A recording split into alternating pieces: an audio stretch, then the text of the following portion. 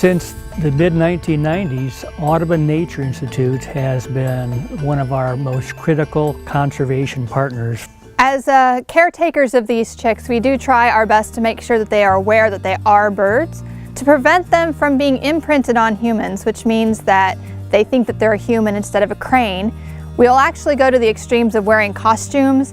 We have fake heads that actually look like crane heads to be able to feed them. And the entire time that we're taking care of them, they never see a person. They only see a mama crane. Without our help and our participation, these beautiful birds would not be available for you to see out in the wild.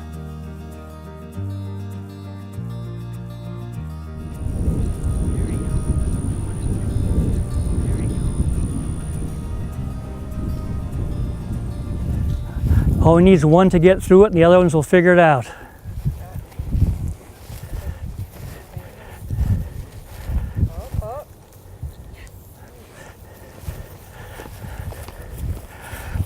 And I'm going to encourage them.